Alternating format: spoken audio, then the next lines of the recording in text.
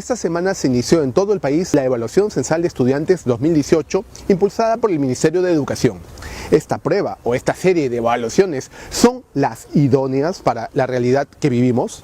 Lo descubriremos en una entrevista muy interesante en esta edición de Magisterio al Día.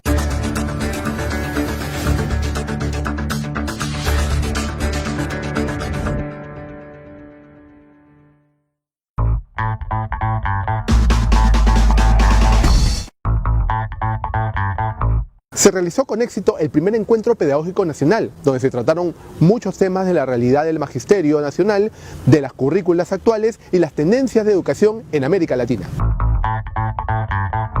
El licenciamiento de la Universidad Nacional Enrique Guzmán y Valle, La Cantuta, no está en riesgo. Así lo aseguró Pedro Vallejos, su director académico, al sustentar que todo está en orden con el otorgamiento de la licencia por la SUNEDU.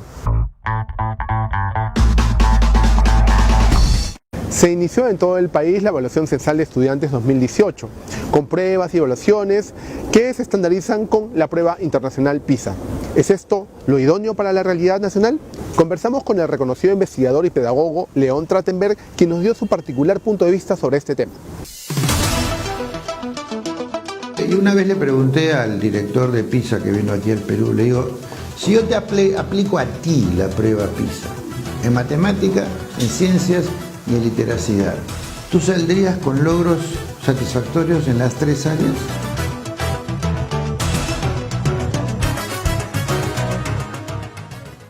Yo creo que el principal problema es de concepción pedagógica.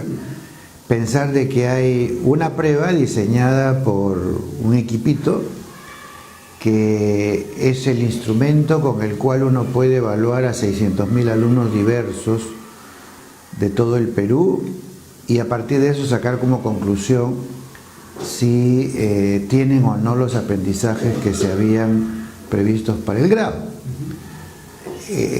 Ahí hay un tema que digamos, usualmente les es cómodo a los economistas o a las personas que trabajan con indicadores, que creen que todo en la conducta humana se puede medir y comparar, rankear, evaluar, pero desde el punto de vista educativo desconoce totalmente lo que significan las diferentes maneras de aprender y expresar qué significa lo que uno ha aprendido. Y yo lo que planteaba era un ejemplo bien sencillo de lo que nos ocurre a nosotros los adultos.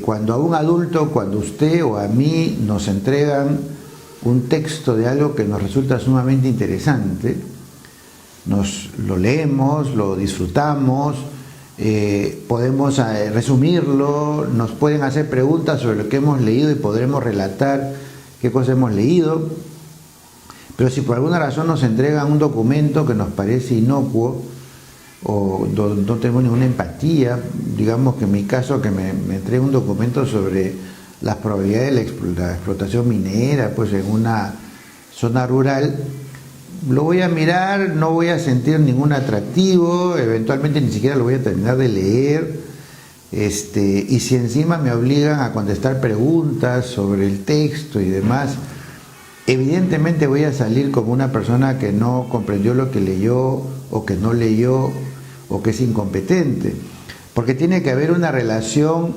afectiva y empática entre la lectura y el lector. Eso no existe en estas pruebas, por ejemplo, de comprensión lectora que se plantean como el instrumento que define si un alumno comprende o no comprende lo que lee.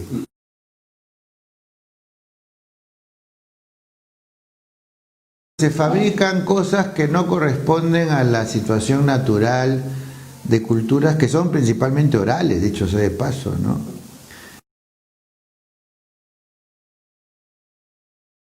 Yo no entiendo cuál es esta obsesión por medir y creer que a partir de esta medición se va a obtener algún resultado que implique una mejora en la educación.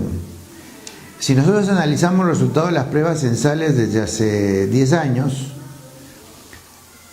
nos van a decir, claro, que cada año hay 3 puntitos más, 5 puntitos más en matemáticas o en lectura o lo que fuera, pero a su vez nos están diciendo que la gran mayoría de los alumnos, para lo que el ministerio esperaría, no logran los objetivos de matemáticas ni de lectura.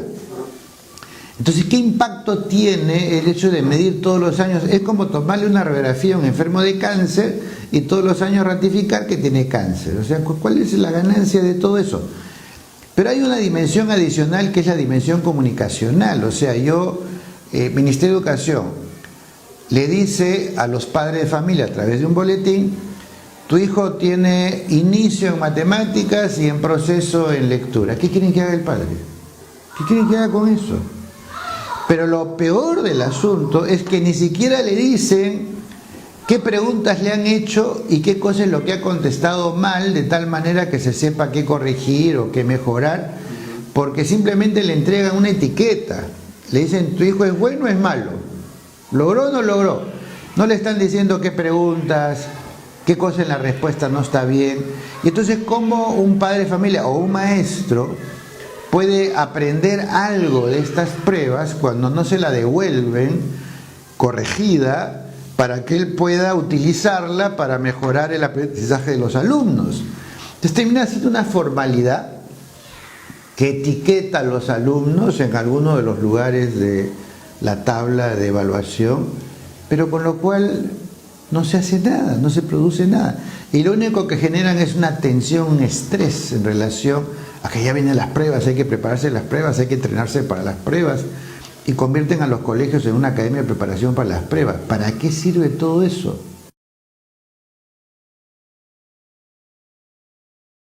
Si el ministerio quisiera algún tipo de retroalimentación, primero que podrían hacer pruebas muestrales, le va a dar exactamente los mismos resultados que las pruebas nacionales, sin toda esa carga de tener que presionar a todos los alumnos, todos los colegios, todos los profesores que lleven las pruebas.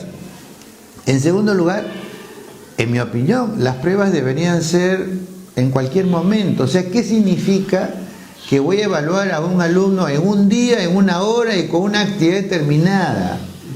Cuando se supone que el proceso de aprendizaje es continuo, es fluido, y el alumno tiene múltiples situaciones en las cuales se observa su aprendizaje o su desempeño.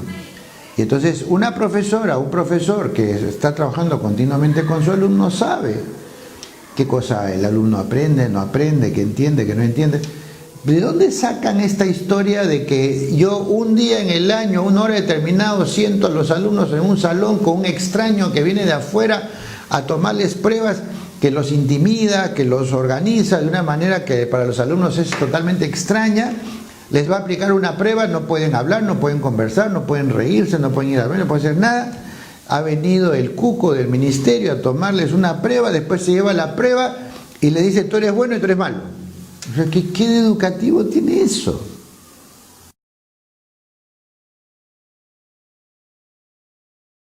Que si uno plantea que el currículo escolar y la vida escolar tienen una infinidad de objetivos: educación ciudadana, valores, convivencia, que no haya bullying, que los jóvenes aprendan a asumir responsabilidades por los demás, aprender a comunicarse, aprender a desarrollar un espíritu científico, inquisidor.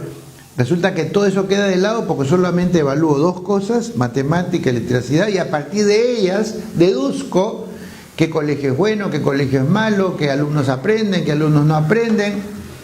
Es otro componente del absurdo, ¿no? Como bien apunta Trachtenberg, no podemos estandarizar aprendizajes, pareceres o la forma como un alumno aprende o desaprende de un maestro. Estas pruebas también responden a un estándar internacional que no necesariamente tiene correspondencia en lo que pasa en nuestra realidad. Las escuelas de Puno no aprenden igual que las escuelas de Lima. La realidad de la selva tampoco es igual a la del norte del país, donde, por cierto, el año pasado no se aplicó esta prueba por el tema del fenómeno del Niño. Quizá llegó el momento de inmiscuir más al docente en este tipo de pruebas, hacer otro tipo de evaluaciones en momentos definidos o en cualquier parte del proceso educativo. Hacemos un llamado al Ministerio de Educación para que este tipo de evaluaciones y estas pruebas sean más acordes a nuestros alumnos, a nuestra realidad, al Perú. señor ministro. Hasta aquí, Magisterio al Día. Volveremos todas las semanas con los temas que realmente le interesan al docente, porque no se puede engañar a un maestro informado. Hasta la próxima semana.